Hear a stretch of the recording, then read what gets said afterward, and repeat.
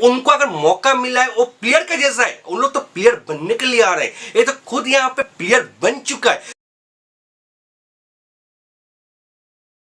Vodafone idea की council ने आज जिस तरीके से अपना स्मार्टनेस दिखा के सुप्रीम कोर्ट से थोड़ा सा सच, उसके साथ इमोशन और उसके साथ उनको जो चाहिए था, जो टाइम, वो अपने लिए लेके आए हैं, ये बहुत ही तारीफ की काबिल है। तो मैं एक चीज बोलना चाहता हूं, उनको क्या चाहिए और इंडियन टेलीकॉम सेक्टर का अंदर में वोडाफोन आइडिया की फ्यूचर क्या हो सकता है, तो यही चीज इस वीडियो में हम लोग डिस्कशन करेंगे। एक्चुअली बोल सकते हैं इसका ना कोई एडवाइस ना कोई राय अपना, ये जस्ट एक वीडियो का अपडेट कीजिएगा ओनली डिस्कशन का हिसाब से, क्योंकि मैं ज्यादातर जो कोर्ट का जो फैसला होता है उसके ऊपर कुछ भी मैं टिप्पणी नहीं करता हूं, ये मेरा पहले से एक मतलब सोच बोल सकते हैं।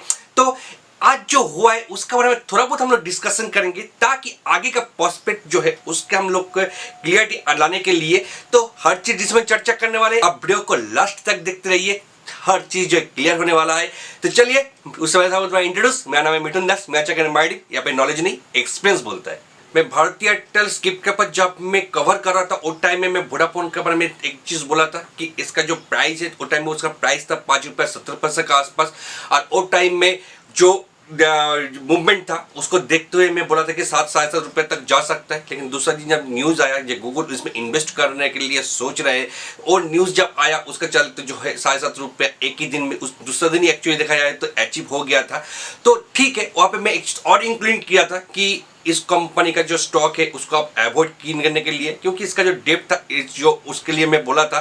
तो टाइम टाइम में जो व्यू है वो चेंज होता है, तो इसलिए मैं इसका पर खास करके मैं वीडियो बना रहा हूँ। और ये जो आज जो न्यूज आया, आज जो कोर्ट में जो हुआ है, एक्चुअली कुछ फैसला हुआ ही नहीं है, जो मुझको चाहिए था वही मिला है। एक्चुअली कंपनी का जो काउंसिल जो उन्होंने एकदम सच बात बोल दिया, भाई मेरा पास पैसा नहीं है, तो मेरे को क्या चाहिए, मेरे को टाइम चाहिए। तो अगर हमको 20 साल तक टाइम दिया जाए, जो मैं मुनाफा करूंगा मैं अपने खुद बिजनेस करूंगा, और वो बिजनेस का चलते जो मुनाफा आएगा मैं आपको देते रहूंगा। यहाँ पे एक बार भी उन्होंने ये नहीं कहा कि मैं आपका पैसा नहीं दूंगा, हमेशा एक्सपोर्टली चीज बोला है कि मेरा बिजनेस चलेगा तो मैं आपको पैसा देते रहूंगा। हाँ, हालांकि अगर कोर्ट ने बोला कि आपको कुछ बैंक गारंटी का बात जो है, उन्होंने खुद बोला कि मेरा पास अभी ऐसे लॉस में चल रहा है, तो मैं कहां से, हमको बैंक हमको कौन सा ऐसा बैंक है जो मेरे को गारंटी दे सकता है, इसलिए वो संभावना को टाल दिया है। और उसका साथ साथ ये भी उसमें इंक्लूड किया है कि जो एसेट है, देखिए उन्होंने एक ही चीज बोला, एसेट अगर हम दे सकते हैं, लेकिन एसेट अगर देंगे जो मेरा एग्जिस्टिंग कंज्यूमर है उनके लिए ट्रबल हो सकता है सर्विस में, वो एक बहुत बड़ा सवाल हो जाएगा। और तो ऐसी बिजनेस नहीं चल रहा है ठीक से, ऊपर से जो कंज्यूमर जो मुझके पास सब्सक्राइबर है वो ज्यादा करके 2G 3G का आसपास में है, तो उन लोग के लिए बहुत दिक्कत बढ़ जाएगा। और एक चीज बोला है कि ऐसे दे भी देता हूं तो मेरा जो एम्प्लॉयर है, जो उन्होंने अनएम्प्लॉयड हो सकता है, ऐसे मेरे पास पैसा नहीं है उन लोग को पेमेंट देने के लिए। तो ऐसे भी कोरोना वायरस का चलते या कोविड-19 के जो भी बोलिए चलते, जो देश में अनएम्प्लॉयड का जो संख्या है ऐसे बहुत बढ़ चुका है, इसका 11,500 और भी जुड़ जाए तो उसका संख्या और ज्यादा बढ़ सकता है। ये था, एक था सच्चाई और एक था इमोशन, दोनों मिला के काम किया है। और कोर्ट का जो जज का मूड आज बहुत ही अच्छा था, इसलिए उन्होंने क्या किया कि बोल दिया कि ठीक है चलो अब 1 महीना बाद हमसे मिलो, जो जुलाई 3rd वीक है, इसके लिए फिर एक सुनवाई होने लगा के। तो ये तक तो ठीक है, यहाँ तक कोई प्रॉब्लम नहीं है, लेकिन बोलने का मतलब कितना दिन चलेगा, मान लो और 1 महीना और 1 महीना, ऐसा करके 6 महीने तक मैं मान लेता हूं कि यहाँ तक कैसे टालते जाएगा। लेकिन एक ना एक तो क्लियरिटी आने वाला है। तो क्लियरिटी क्या चाहे, एक्चुअली वोडाफोन आइडिया ने क्या चाहते हैं इसमें, जो इंडियन टेलीकॉम सेक्टर का इसका फ्यूचर क्या है, वो चीज जानना बहुत जरूरी है। एक्चुअली आप खुद सोच के देखिए, एक न एक दिन तो ऐसा आएगा कि उसको कुछ ना कुछ क्लियरिटी देना ही पड़ेगा। और दूसरा चीज देखिए, इनको अगर मान के चले, जो उन्होंने खुद बोला जो हमको बिजनेस करने दो, मैं आपको पैसा दे देंगे। लेकिन एक चीज है, तब भारतीय एयरटेल ने क्या गलती किया है, उन्होंने एक चीज आज नहीं तो कल वो भी एक चीज बोलेगा, जो उन्होंने जब उनको जब मर्जी किया है तो मेरे लिए क्यों नाइंसाफी है, तो मेरे को भी बिजनेस करो तो मैं आपको पैसा चुकाते रहूंगा, तो मिसमैच हो जाएगा। तो ये जो संभावना है, मैं आपको एक चीज बोलना चाहता हूं, एक जो है तो उनको कुछ ना कुछ क्लैरिटी देना पड़ेगा। अब आते क्लैरिटी कहां से, उन्होंने क्या चीज चाहेंगे, उन्होंने एक चीज खुद सोच के देखिए। अब जियो को देखिए, जियो का अंदर में जो स्टेक, मतलब भारत का बाहर से या जो इतना सारा 24% से भी ज्यादा जो स्टेक उन्होंने विदेशी लोगों ने मैंने यहाँ वहां पे ये लोग लेने के लिए भगम्बा हो लग गया है, मतलब जो मरे जा रहे हैं कि वहां पे उनको स्टेक खरीदना है।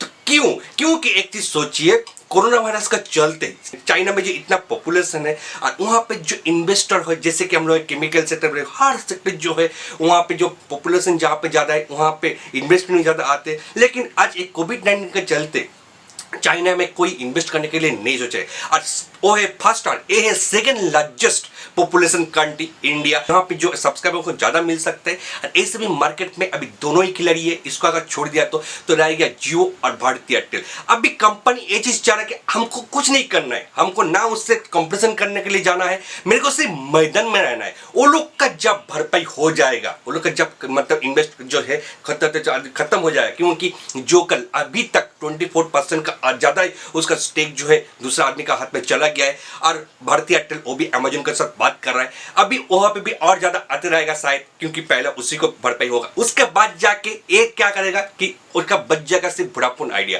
तो एक चीज को जैसे जब बाहर से इतना आदमी जो है, इतना जो मतलब कंपनी है जो इंडिया में मार्केट करने के लिए भाग के आ रहे हैं, तो इसका अगर मौका मिला है जो यहाँ पे एग्जिस्ट है, वो क्या खुद अपना बिजनेस यहाँ पे क्लोज करने के लिए सोचेगा? ये बहुत बड़ा सवाल है। तो उनको अगर मौका मिला है, वो प्लेयर का जैसा है, उन लोग तो प्लेयर बनने के लिए आ रहे हैं, ये तो खुद यहाँ पे प्लेयर बन चुका है। तो उन्होंने क्या चाहेगा, मेरा इस बिजनेस को थोड़ा करके समर करेगा। तो इसलिए उन्होंने क्या चाहा कि 20 साल तक हमको मौका दो, और इस 20 साल का टाइम में हमको उनको बहुत ऐसा अगर इन्वेस्टमेंट मिलने लग गया, थोड़ा सा अगर यहाँ पे डेवलपमेंट करने लग गया, तो कुछ जैसे गूगल का एक न्यूज़ आया था उस तरीके से अगर मान के चलिए जो वहाँ पे भरपाई हो जाएगा, जब बच गया सिर्फ आइडिया वोडाफोन, तो इनका पर जब इन्वेस्टमेंट आने लगेगा तब तो ये जो सवाल जो हो रहा है, जो डेप्ट है उसका, जो कंपनी के जो सवाल है, जैसे कि डॉट का एज पर डॉट 100 करोड़ का आसपास में उसका मतलब जो है देना पड़ेगा, उनको पैसा देना पड़ेगा। तो ये सब उसका कुछ भी नहीं रहा, क्योंकि यहाँ वोडाफोन का जियो का खुद देखिए कितना 2 हफ्ता 3 हफ्ते का अंदर में दिखा जाए तो इस सब में तो उनको 1,15,000 करोड़ का आसपास में इन्वेस्टमेंट मिला है। तो उसका भारतीय एयरटेल, उसके बाद आ जाएगा वोडाफोन। इसलिए कोई बड़ा बात है, तो उन्होंने यही चाहते उनको सिर्फ मैदान में चुपचाप रहना है, और क्योंकि मैदान में हम टिके रहेंगे तो मेरे को पास अपॉर्चुनिटी रहेगा, बिजनेस चालू रहेगा तो अपॉर्चुनिटी आते रहेगा। तो अपॉर्चुनिटी जब आते रहेगा तो ये जो मुश्किलें है धीरे धीरे करके, क्योंकि अभी इसका टाइम नहीं है, अभी जब टाइम इनका आएगा तो ये खुद रंग दिखाने लगेगा। तो इसलिए उन्होंने यही मांगा है कोर्ट से कि मेरे को टाइम दो, बिजनेस अगर चलता रहेगा तो पेमेंट कभी नहीं रुकेगा, आपका पेमेंट हम जरूर देते रहेंगे। तो ये उनका पर्सपेक्टिव है। मेरे को जो लगा है रहा कि ये जो फैसला आज को, तो ऐसा कुछ फैसला है ही नहीं था। नेक्स्ट जो सुनने का जो डेट है जुलाई महीना में, वहाँ पे शायद कुछ डेवलपमेंट देखने को मिले, क्योंकि मेरा अपना व्यू है, मेरा अपना ये जो एडवाइस नहीं है, मेरे से डिस्कशन किया हूँ, मेरा व्यू आपके साथ शेयर किया हूँ। मेरे को नहीं लगता कि वोडाफोन आइडिया इतना जल्दी क्विट कर जाएगा बिजनेस से। मेरे को लगता है यहाँ पे और स्टोरी बाकी है, और स्टोरी यहाँ पे डेवलप होगा, और उसके लिए हम लोग को इंतजार करके रखना पड़ेगा। और रहा कि शेयर प्राइस का बात, एक चीज मैं हमेशा बोलता हूं कि बिजनेस अगर रहेगा, और जैसे कि वोडाफोन आइडिया ने जो चीज सोच के रखे, जो चीज करना चाहते, अब उसी का साथ ही चल रहा हो, वो उस तरीके से सोच रहे हैं, हम लोग इस तरीके से सोचते रहे। अगर उन्होंने चाहते हैं बिजनेस अगर रहेगा तो मैं पैसा देने के लिए एबिलिटी रहूंगा, ठीक उसी तरह से अगर यहाँ पे कंपनी का शेयर प्राइस अगर चलता रहेगा तो बस कुछ नहीं, यहाँ पे सिर्फ रहे, इसका ऊपर टारगेट मत सोचो, सिर्फ रह जाओ इसका ऊपर। अभी धीरे धीरे करके वो अगर जब डेवलप करेगा तब पर शेयर पे भी डेवलप होने रहेगा। अभी टारगेट बोलना बहुत ही मुश्किल है, क्योंकि अभी स्टोरी का ऊपर डिपेंड कर गया। अभी स्टोरी जिस तरीके से डेवलप होगा उस तरीके से आप खुद देखें। एक तो स्टोरी आया, वो भी स्टोरी जो है फेक था, उसका ऊपर अगर 34% तक भाग सकता है शेयर प्राइस, तो यहाँ अगर स्टोरी डेवलप अगर होता है तो कहाँ तक जा सकता है शेयर प्राइस। अब उसी हिसाब से इसको रखो। ऐसे भी मैं जो कंपनी का जो मुथूट फाइनेंस का जो कवर किया था, आज देखिए उसका जो बिजनेस मॉडल से बात किया था, आज देखो शेयर प्राइस कहाँ से कहाँ पहुंच गया। उस टाइम में जो बात किया था और आज देखो उसका शेयर प्राइस 1160-70 का आसपास में चल रहा है। तो जहां से मैं स्टोरी किया था वहां से भी अभी 250-300 पॉइंट का ऊपर में अभी ट्रेड कर रहा है। तो यही था मेरा इस वीडियो। इस कंपनी का ऊपर पसंद है जो लाइक कीजिएगा, होता है तो शेयर भी कर लीजिएगा। चलिए मिलते हैं अगले वीडियो में, तब तक टाटा बाय।